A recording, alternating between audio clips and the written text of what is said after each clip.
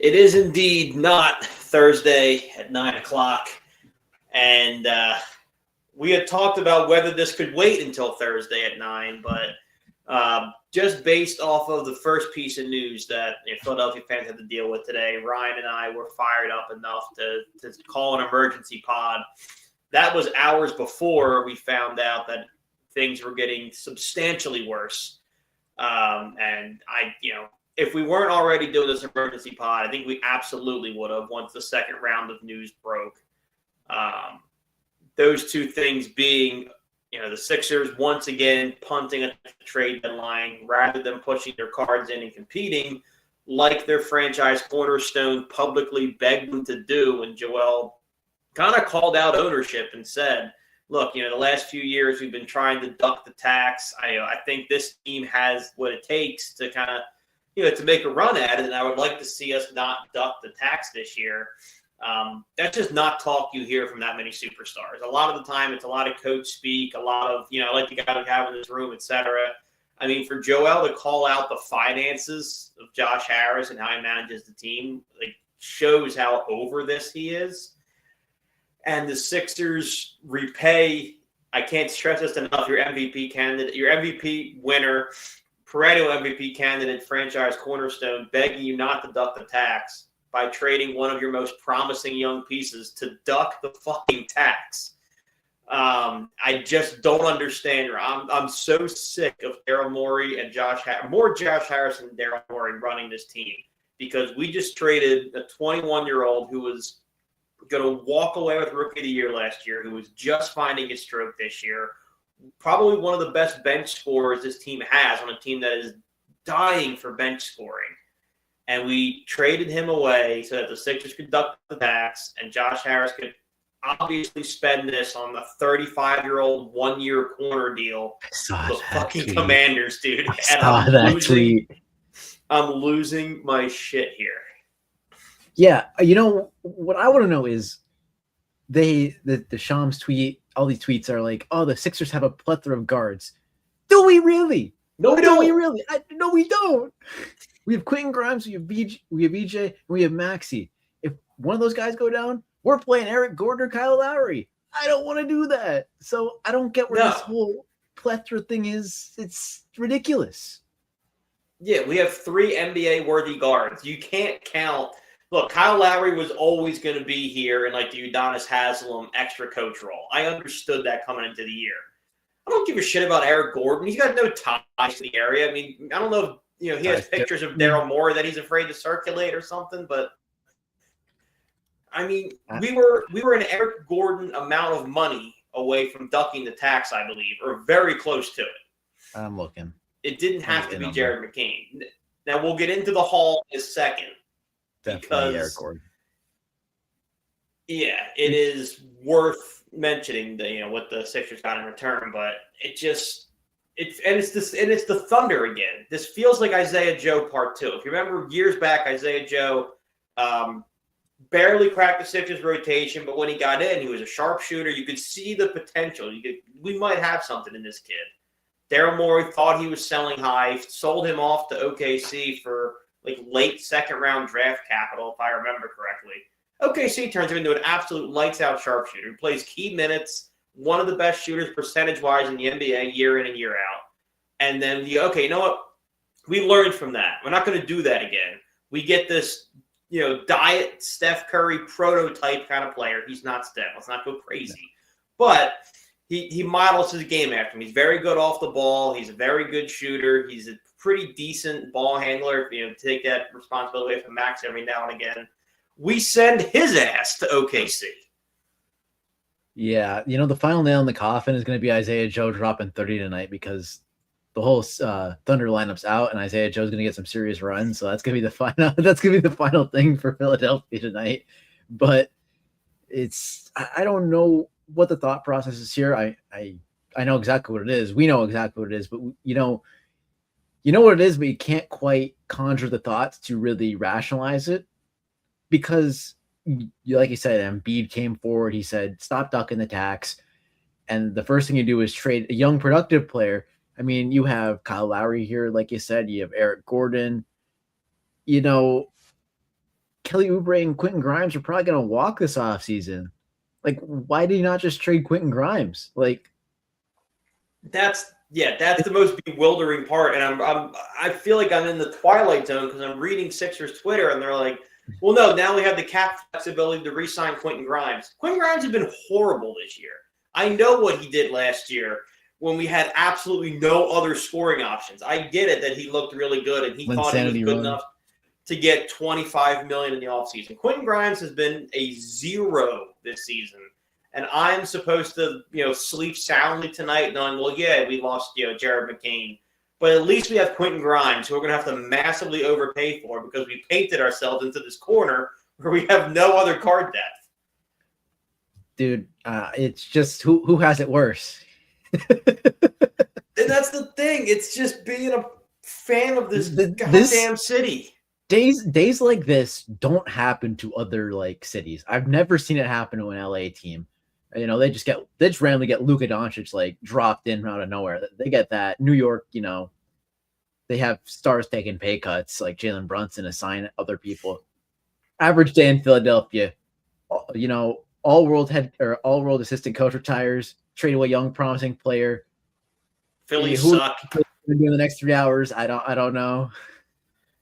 It just, dude, when it rains, it pours around here. And I mean, I'm such a diehard Sixer fan. I watch so many of the games. It hurts more for you than it does for me because I'm not a casual, but like I loved this team. Like last year's team, I didn't enjoy watching them. I did because I enjoy the pain because I was born this way. But this year's team, like I love the guys, and you could tell like whenever a guy gets traded and the entire roster kind of posts like some kind of a tribute to him, it's like Daryl clearly spends zero time on the players. He reminds me of like Billy Beane in Moneyball, where it's like, oh yeah, you can't get too close to the guys. You're gonna start treating them like people. And because you look back at like who we've moved the deadlines. I mean, Isaiah Joe was the OKC one. TJ McConnell was a fan favorite. Hurt like hell to let him go. Matisse Thybulle, we were paying him nothing. You watch him walk out the door, like it almost looks as if Daryl Morey goes, yeah, this guy a little bit too likable. Get him out of here. And there's a great, I don't know how much Family Guy you or anybody else who listens to this. Is this the mystery box? Yes, and it's the mystery box. And it drives me insane because, we have Jared McCain right here, who is at worst a flawed guard who can shoot. At best, he's a dynamic scorer and a potential sixth man of the year candidate. And you trade him away for 3 second-round picks, which is meaningless in the NBA, in all honesty, when you're looking at trying to play starter depth. And a first-round pick, which sounds great in football, but in basketball, if it's after 20, it doesn't mean a damn thing. So you're telling me that we have a guy who we got in the mid-first round who played above his potential, and we traded him for the possibility of doing the exact same thing this year. I don't understand. Yeah, I don't understand it either. But like you said, I think, this fan base is going to revolt. It stinks for the guys because the guys are giving it their all this year. Maxey, Edgecombe, and Embiid, like all these guys are just putting in work. And it's like, why root for the team? It really does come down to that. It's like, dude, if y'all don't care, why should I? And I feel that way about the Sixers and the Phillies right now. Like there's just these two teams that are so content with being like it's good. It's like the pursuit of good enough. And I don't know where they get it from because it doesn't match the fan base at all. I take it easier on the Phillies because they spent to get to this point. They did. They took some big swings. It didn't quite work out. The Dodgers series was the World Series last year, as people were saying, in the Dodgers organization that leaked out. So the Phillies were right there. They just couldn't get over the massive hump that is the Dodgers. And of course the Dodgers got better. And that's why we're all, in the dumps over here. Yeah. And the Phillies got worse because they lost Ranger. They lost, oh gosh, who else did they lose? I'm blanking already. I mean, they're going to lose Nick. Then you don't pay Bader. I mean, we haven't even talked about that, but Bader got 2 years, 20. I don't know how you don't match that. You we're gonna fork over the money for Bichette, and then you just don't use the money at all. There's a lot of red flags over on the other side of the parking lot, but man, oh man, the Sixers, at least the Phillies, have shown us some level of success. Like, we may not like it, but they get the postseason every year. Yeah. They made it to a World Series. You got to look back on that in a somewhat positive light. The Sixers, they've done, nothing. And at least like the Phillies ownership has shown an interest in spending. Like you and I complain, and a lot of Phillies fans complain about, not pushing their cards in enough and not going for it enough. We have so many years of Wheeler and Harper left. And I think it's worth mentioning that the Phillies currently spend we have the fourth largest payroll in all of baseball. Like they do spend the money. Can you argue they spend it foolishly? Absolutely. Different discussion. But they have an owner who's motivated to spend money to reinvest in the team and win. What I think Sixer fans get so angry with is, one, our owner is a businessman, not a fan. I mean, he could give less of a shit if the Sixers win the title. Let's just call that what it is. And he's not invested in the team ever being successful. As long as that arena's full and that new stadium they're building has, asses in the seats, it doesn't so much matter. So that's why I think he's content with being good enough to keep the fans interested. Look, if this team's, top 5 in the East for the most of the year, which is kind of where they've hung out, people are going to go. They're going to buy concessions. They're going to buy tickets. Josh Harris is going to be able to pay for the two teams he actually cares about, and that'll be that. And I think that's where a lot of the frustration lies. Is Laurie's loyalty can't be questioned. Middleton's loyalty isn't questioned. Again, what they do with that money can be, but they clearly are invested in their teams winning, and you don't get that feeling from the Sixers. Oh, absolutely. I mean, would I rather be a 4 and 5 seed than a 1 seed this year? Yeah, I'm scared of the Charlotte Hornets. They're balling. I don't know if you got to watch any of them. They're fun. Don't want to be a 1 seed, but the whole second apron thing, dodging the tax, I get it. You don't want to get taxed heavily on, maybe you're not in a championship window, but to trade a second-year player on a rookie contract to do it just proves you do not want to win. I know this draft class is loaded. It's loaded in the lottery. Is it going to be loaded at 28 or 27 or wherever the Rockets fall? Probably. I don't know. I don't know enough to speak on that, but yeah, it's the 20s in the NBA draft is the equivalent of the third round in the NFL draft. You could get lucky though and draft Nikola Jokic during a Taco Bell commercial. I'm just saying. Yeah, I mean, there are shots in the dark. We got Tyrese Maxey at 21. Weird things do happen, but it's just not the standard.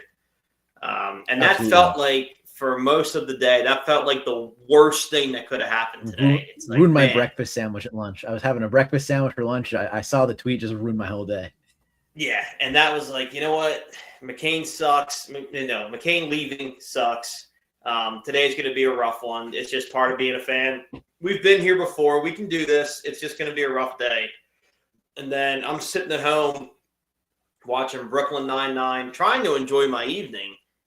And then I start getting texts from people that I don't generally like getting texts from. You included, because whenever you text me and we're not already in a conversation, it's always just well, there goes the season, or oh, this is bad. It's like the Family Guy thing with the Mets. It's first pitch and the season's over. Yes. So I look down, I see you go, oh no, or something to that effect. I check Twitter, Stout's gone. I was like, this keeps getting worse. What do you even do? I know I was reading the ESPN article. It kind of sounds like Kevin Patullo alphaed Stoutland a little bit. That's the sense I got from reading it. They were putting in different concepts, and Kevin Patullo's got the hierarchy of what he wanted. Someone should have let Stout punch him square in the mouth. We've been over this many times on the pod. What are you doing? I know the offensive line was kind of in shambles, but it was kind of in shambles for the first time in 14 years. And the dude wants to leave. I get it. They wanted to keep him. So I know you sent me a tweet about Sean Mannion, not wanting him. It's not the truth. It just didn't happen. Mm. So he wanted him. So that's not a red flag for the new OC there. I'm happy about that. That is the one thing I'm happy about this whole situation, because there's so much to get angry at. Yeah, and I hope that it was a relatively trusted source that had tweeted out the opinion that I saw, which is why I passed it along. But I'm hoping that the truth that Sean Mannion did want Stout around does get out, because it's already going to be. I mean, that's already such a hostile job to take over that OC role, because the expectations are so high, and it's going to be impossible to replace Stout. So whoever comes in to coach the O-line has an unbelievably steep uphill climb.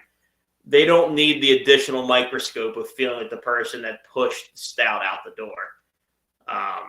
So I mean, hopefully that kind of gets out. But I truly, he's one of those coaches where I just don't think there is an equal, and there's certainly not an equal available. So it really feels like a shot in the dark kind of hire, where you're going to have to. I mean, we didn't know who Jeff Stoutland was in 2012. Who's to say there's not another one? It's just we're going to have to get so incredibly lucky to find one, and it's just not something we've had to worry about for as long as we can remember. Yeah, I do hope he stays in the building, like reports are suggesting. He could take a job elsewhere. The Giants' job is open. That'd break my heart. I don't think he can take it this year, though. I don't know. He's still under contract, so I think the Eagles still have his rights. So as long as he's in an advisory role, Howie will treat him right. He's been around forever. As long as he gives some O-line scouting input, Jason Kelce being kind of involved with the franchise, that's at least a positive. But like you said, someone's gonna have to replace this guy. and I pity the person that tries, because I mean the standard is almost perfection.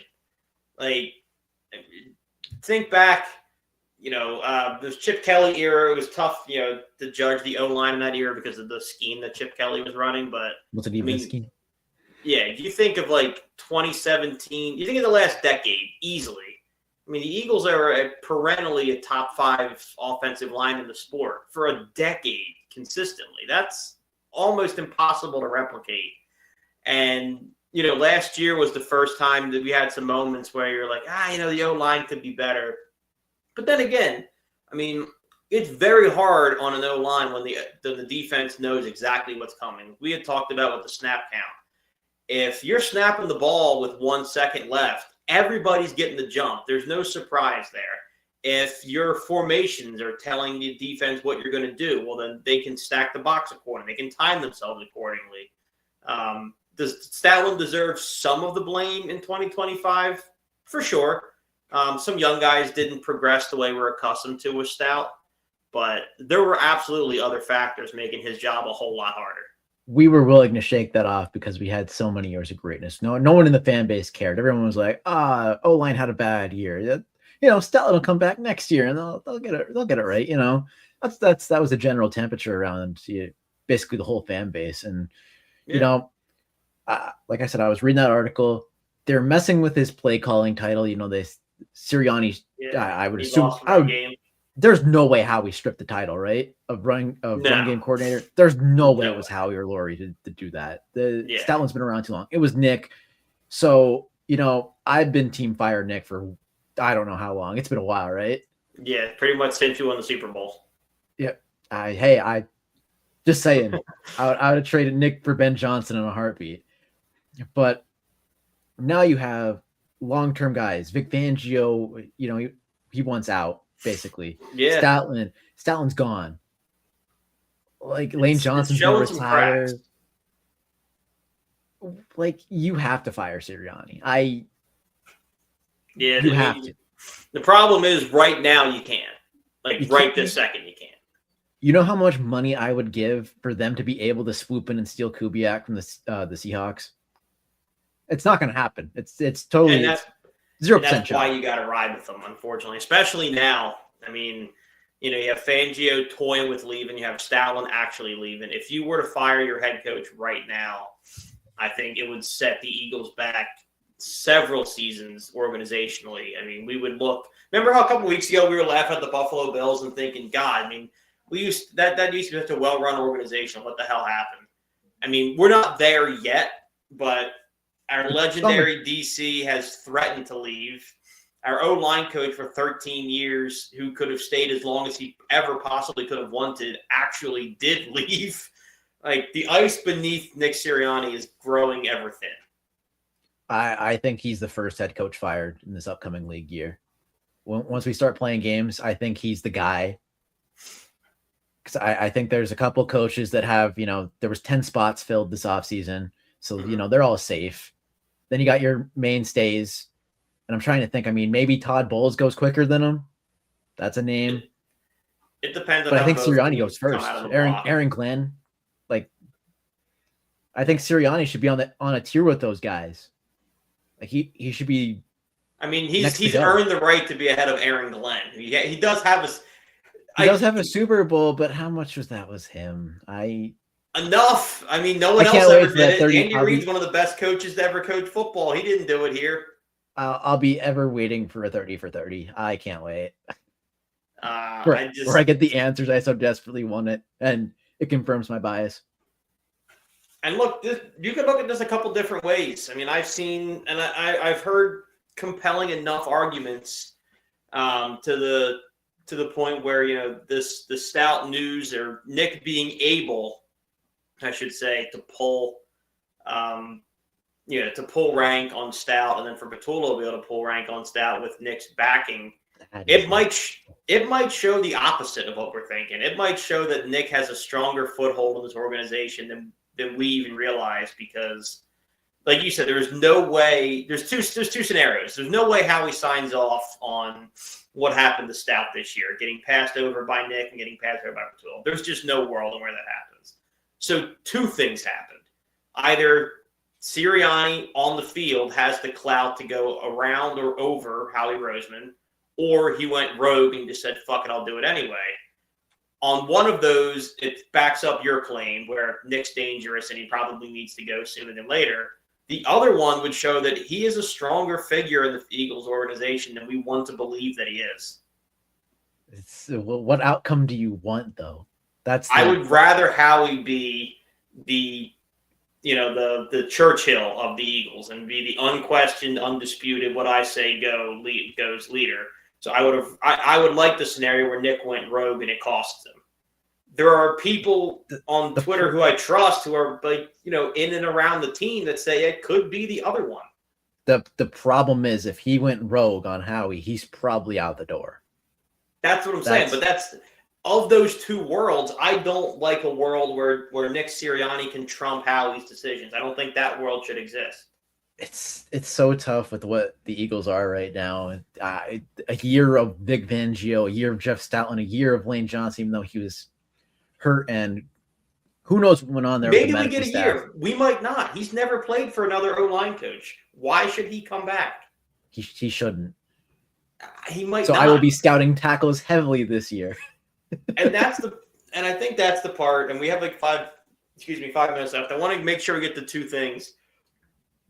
You can pick the order. I'll let you start off, but you and I often talk about, how brilliant, and this isn't a knock on Howie, he's still brilliant, but it's how brilliant he is about structuring these contracts, understanding when the TV money's coming in, keeping that window propped open, and, keeping the team away from being cash poor. All things he's phenomenal at.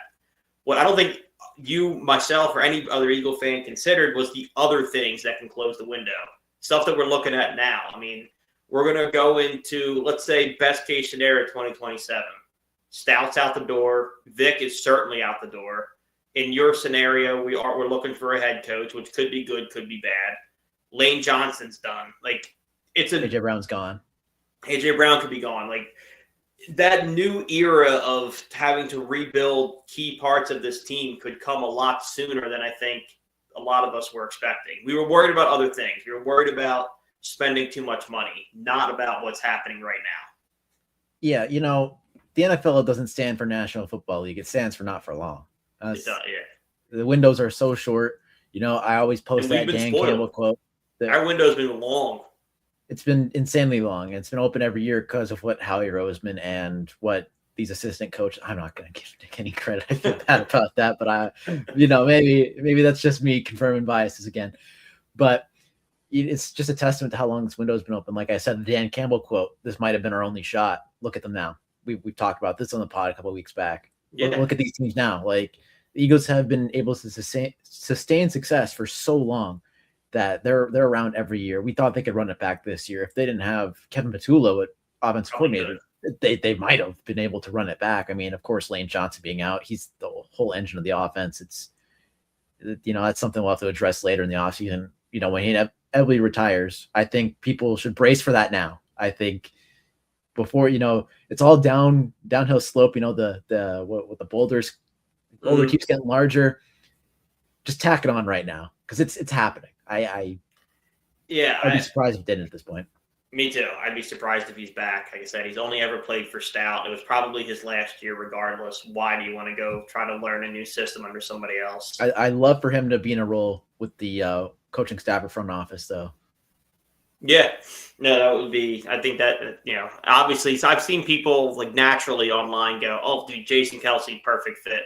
In no world is he taking the pay cut necessary to come coach the O-line.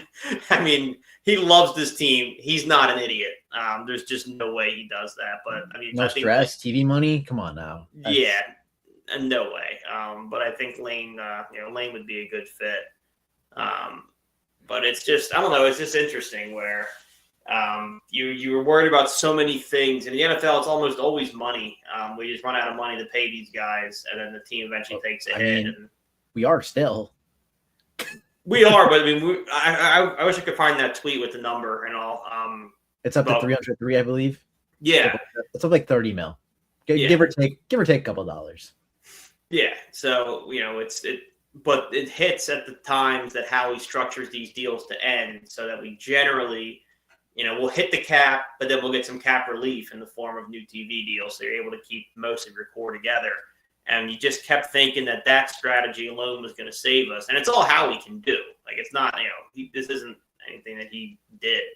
But it's other stuff that I didn't see coming. Like the age of the coaching staff or the turnover rate. Like, that stuff that can kill you just as easily. Look, man, I'll donate to the Vic Fangio Go to Clearwater Fund any day of the week if he wants to keep coaching this team. Send him down to Clearwater. I mean, Jimmy Johnson was out there in one of those old man scooters. Like I need Vic out there until his 90s. I mean, at this point, I think we got one more year with them, and I don't want it to be wasted. And it feels like I don't know what the landscape of next year is going to be like. We have one more game to play this year. Seattle's going to be strong next year. The Rams, if Stafford could pull retirement and they'll go back, regress a little bit.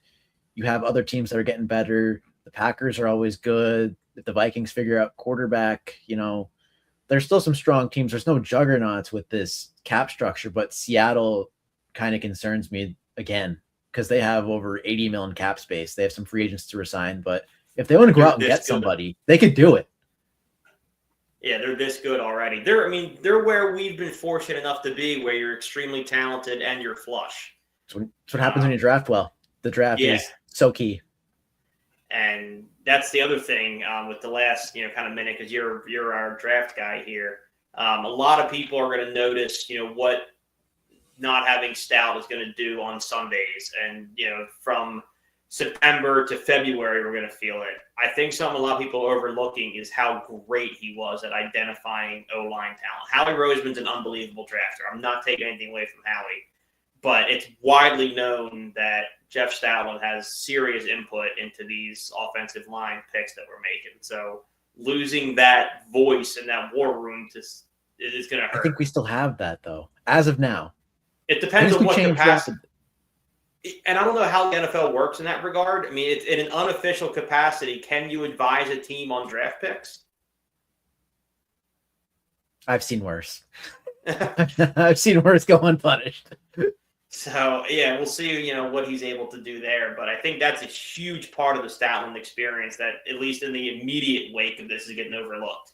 They could have used him in this class. It's a lot of guys that are not so sure. We're going to see some guys go top 10 that probably wouldn't go top 10 in, highly regarded classes, I'd say. So I wonder if he's already done. I'm sure he's already done a lot of his film study for those. Probably passed on to Howie already. I don't think Statland's going to coach this year. Obviously, we don't know the exact specifics. If he's not an Eagle, I mean, he's under contract with the team. So he's in a front office role. So let's just operate like that now. I'm glad he's still with the team.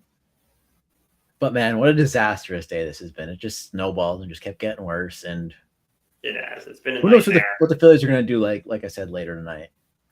And that's the thing. So, obviously today's Wednesday. We've done our half hour for today. We needed to get that out of our system. I'm glad we did because I needed that therapeutically. I am genuinely hopeful that we don't see all of you tomorrow because that means that there was cause to do another one of these back-to-back days. So if you see us tomorrow, just know things got worse and we'll be here commiserating with you. But I love everybody that listens. Thanks to the 40 of you that stayed this whole time. I pray to God we don't see each other until next Thursday. Hopefully the trade deadline does us okay.